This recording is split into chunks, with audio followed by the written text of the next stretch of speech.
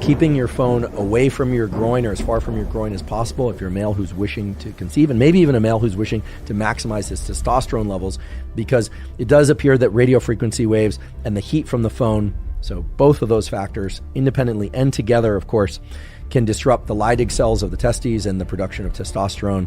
And intratesticular testosterone is important for sperm production. Now, a topic that is sure to be a bit controversial, but it really shouldn't be because the data, at least to me, are very clear, is this issue of phone use and sperm quality. Now, this can open up a whole array of issues related to things like EMFs, and you've got people out there that have, ideas about 5G and all of this stuff. That is not what this discussion is about. The discussion I'm about to have with you relates to the fact that the electromagnetic fields and the heat-related effects of smartphones can indeed have a detrimental effect on sperm quality and, yes, indeed, on testosterone levels as well. I'm going to refer you to a paper. We will link it in the show note captions. The title of this paper is Effects of Mobile Phone Usage on Sperm Quality. No time-dependent relationship on usage, a systematic review and updated meta-analysis. This is a paper that came out in 2021 and talks about the fact that phones emit a radio frequency electromagnetic waves, which are called RF, radio frequency, EMWs, electromagnetic waves, at a low level between 80 and 2200 megahertz that can be absorbed by the human body. We know this, okay, this is not controversial, and have potential adverse effects on brain, heart, endocrine system, and reproductive function. That has been established. Keep in mind, there is basically no controversy that radio frequency waves and EMFs can have a negative impact on biological tissues. The question is, how intense are those radio frequency waves and EMFs, and how detrimental are those on those biological tissues? Okay, it's a matter of degrees, but there's very little controversy as to whether or not they have an effect on biological tissues, and I'm aware of absolutely zero data showing that they can have a positive effect on biological tissues. Since what we're mainly talking about now are smartphones, we want to separate out the heat effects of smartphones from the EMFs related to the fact that they are Wi-Fi smartphones or they're using cellular towers and Wi-Fi. One or the other, or a combination. Okay, so there are a number of different things in the phone that could be detrimental. We need to separate those out. Why? Well, because you might have heard that carrying your phone in your pocket can reduce your testosterone levels and sperm count. And guess what? That is true. The data contained within this meta-analyses and other meta-analyses clearly point out that it can reduce sperm count and maybe testosterone levels significantly, but certainly sperm count and motility significantly. It reduces sperm quality. So should you avoid putting your phone in your pocket?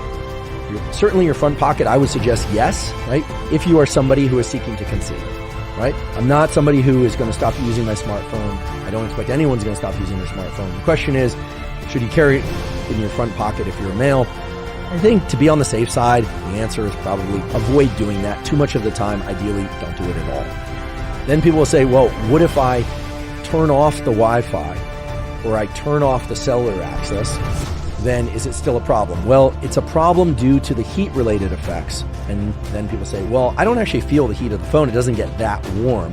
But the temperature effects of the phone, it turns out, are enough, even under conditions in which people don't report it to be uncomfortably warm, that it can change the temperature milieu of the testicle in ways that can diminish sperm quality. How much and how that relates to fertility and healthy pregnancy, not clear. But since we're talking about things to avoid if your goal is to have a healthy fertilization and pregnancy, well then, by all means, just don't carry it in your front pocket. And people say, well, what about back pocket? What about backpack? Look, it's very clear that avoiding being too close to the phone is probably better for your sperm quality than putting the phone very close to your testicles or anywhere else on your body. But it's also the reality that most people are going to carry a phone nowadays.